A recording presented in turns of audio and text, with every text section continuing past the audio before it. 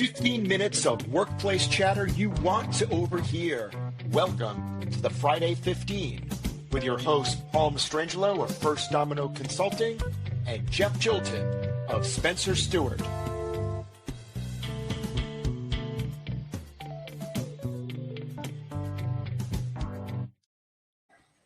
Hey, Paul. Hey, Jeff. How's it going, man? It's going well. Last week, we were talking about micromanagement, and we sort of landed like, what happens if you are being micromanaged or you have some problem with your manager, how you might have that conversation with your manager. So I thought maybe we talk about having a difficult conversation upward with your manager. How do you have that conversation? I think that would be really helpful for our audience. Yeah. Let's do it. How should we start? Well, I think maybe one of us should be the bad guy and we just talk about it. So do you want to be the bad guy? Do you want me to be the bad guy? You mean like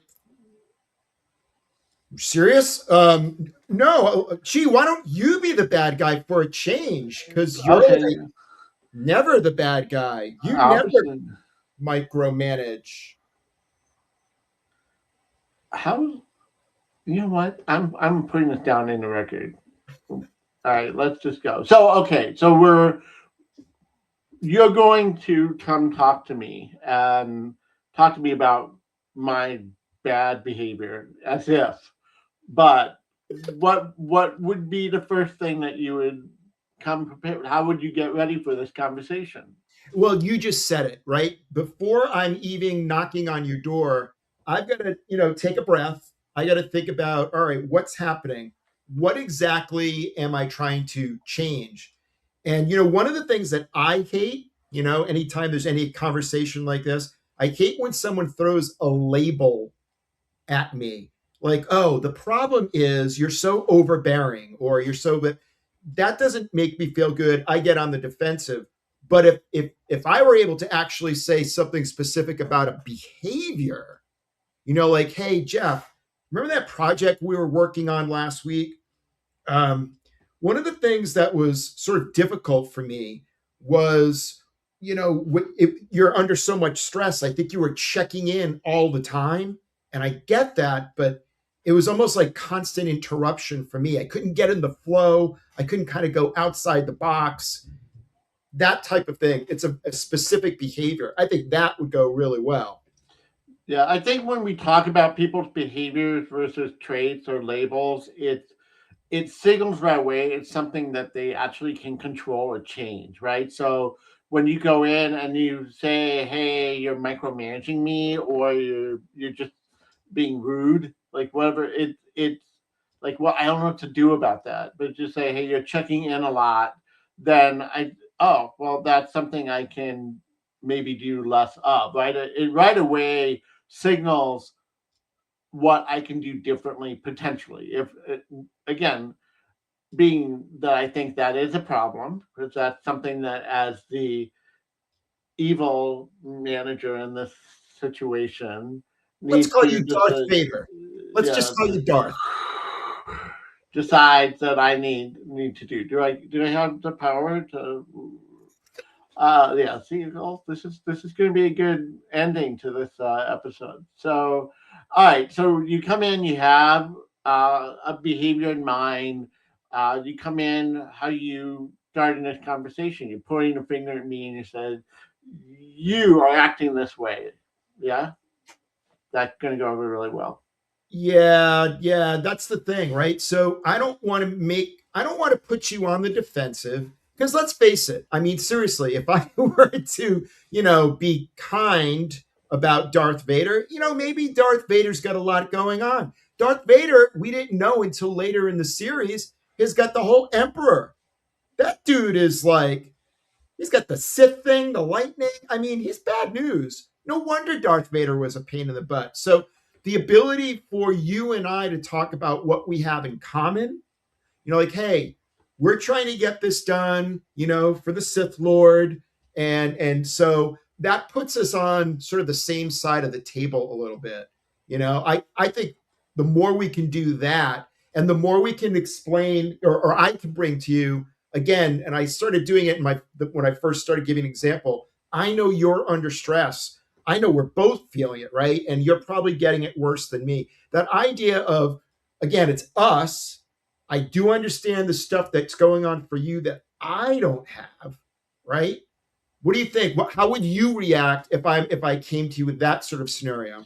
Well, first of all, it immediately starts to be we're in it together, right? We're framed in. It's like, and it reminds me that it's not an us, you versus me, us them. Well, it could be now an us them, right? So it's like we now have a common enemy. That's the Sith Lord. That's okay, but it definitely helps us to have that common ground, and now we are back to again working towards a common end as opposed to I have a problem with you and now we're in this conflict, right? So again, the goal here is not about creating more conflict, it's about creating solutions. So by finding that common ground, yeah, I love that because now it's like we both want the same thing. And again, how much we forget so much in the workplace that we want the same thing. Like,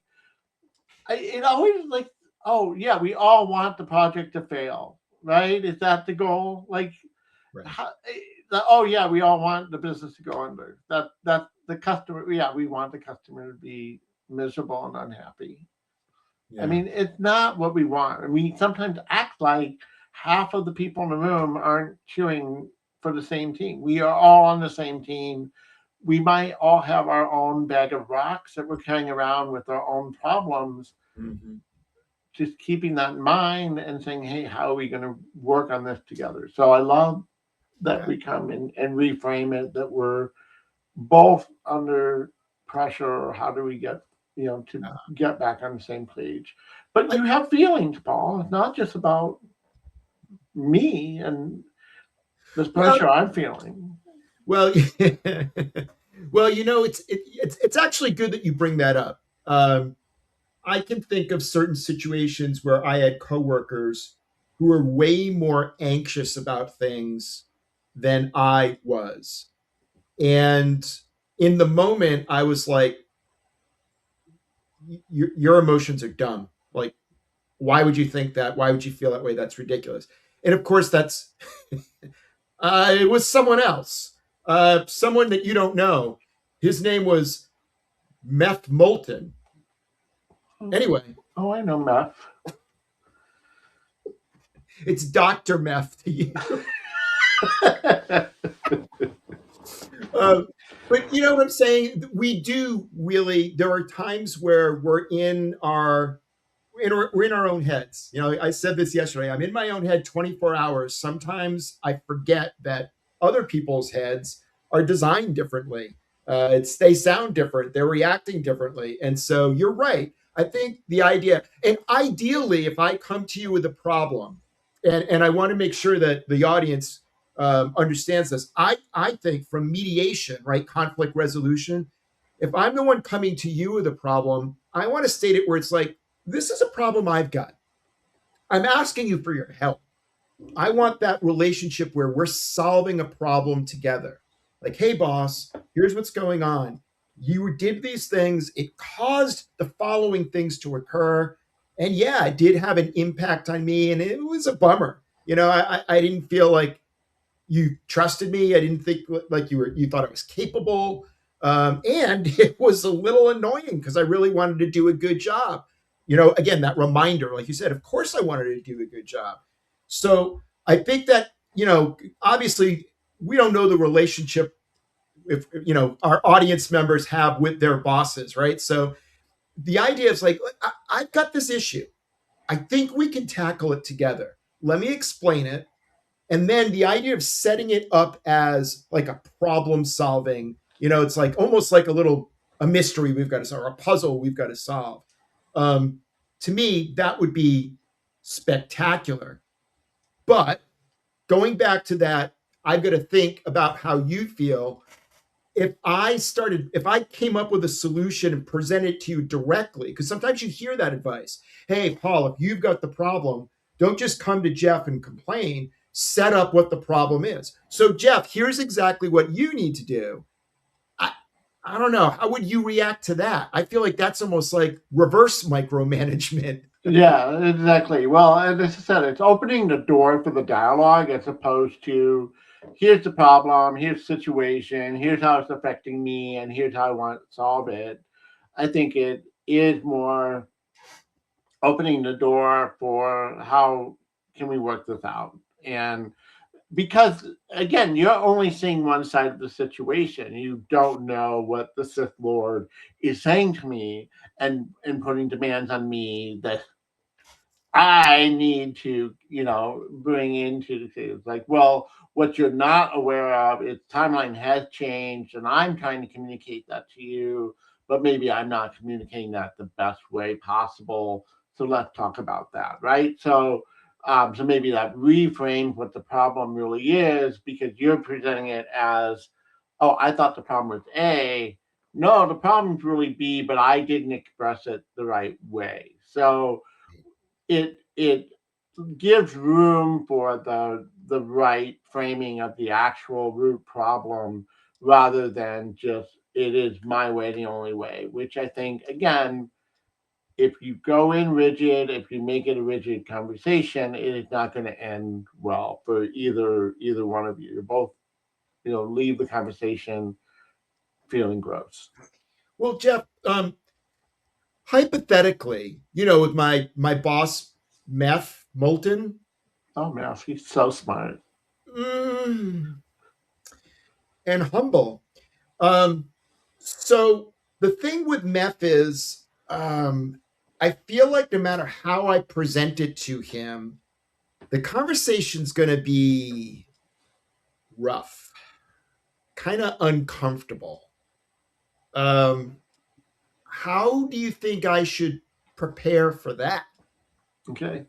So I think you need to be realistic about your relationship with Meth or whoever your boss manager is, and let's be realistic. If you have a very contentious relationship with your supervisor, your manager, this may not be the best approach to have this kind of direct one-on-one conversation. You might need to work through HR or with another manager to sit down and still have the same kind of conversation, but with someone helping to mediate or making sure that it doesn't go off the rails. So let's stay realistic. Like if this, I do feel like I can have this positive discussion.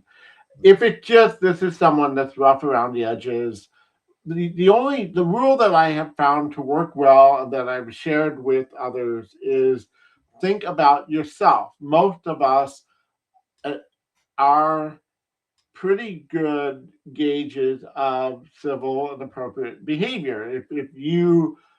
If someone came at you and said, I think you're really rude and stupid, and the way that you've been micromanaging me is ridiculous, and you think that that's going to be a really great way to receive that information, then you're probably going to be like, no, I would not want to hear it that way. Think about how you would want to hear it. Like if you were on the other side, what would you want to know? How would you want to receive it? And what would help you turn the corner? So to come in and think about if you were in the shoes of your leader, you would, I just want to hear their behavior. I want to be empathic to what they're going through. And then I would want to hear their side and give them room to be part of the conversation. Let's think about the close then, Jeff. If you and I are having this difficult conversation, it would be, I think, really cool if we did sort of maybe 2 or 3 things. One, let's come up with something that's like a small, testable, like, hey, for the next project, Jeff, Meth, here's the way I was thinking. Darth Meth. Ooh, that rolls off the tongue.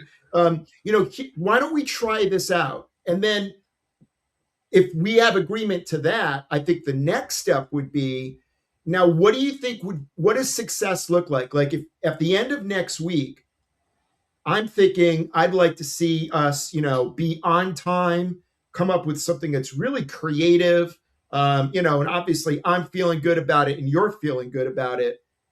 Is there anything else that we should throw in the mix here about, right? So now we're agreeing to the criteria of what success looks like. Yeah, Anything else? I know. I think that is, first of all, don't expect to change everything in one big swoop. So I like the idea of a pilot, a small mini experiment, I think is chef kiss perfect. I also think, as you're talking about behavior change, as the employee, don't forget that you can reward your manager for changing their behavior. So if you are looking for your manager to communicate more or to stop micromanaging or whatever it is, if they stop or start doing whatever you want them to do, acknowledge it. Tell them that, hey, last week, 2 weeks ago, you've done that. You've been doing that, and it's been really great. It's been really helpful. I really appreciate that. I know I had a leader many years ago who was fanatical about on the weekend just sending emails because that's just when he got caught up. And I said it was just creating all this anxiety. And then I just said it created anxiety for everyone. If you could just use the time send feature. He just didn't think about it, and he did. And once I noticed it, I said, I just really appreciate that you made that effort, and it just changed the relationship. And it's just like, oh, what else can I shape and manage and manipulate him to be? But anyway, that's another story for another time because. Yeah, boy, you as the manipulator, you were seeming a little bit like a Sith Lord there for a second. Emperor Constantine, a wonderful, benevolent Emperor Constantine. Jeff. Thank you. I benevolent for sure. Anyway, on that note, I know we're over. We'll have a happy weekend ahead of us and one free of difficult conversations, I hope. Oh, by the way, Jeff, I am your father. Ooh.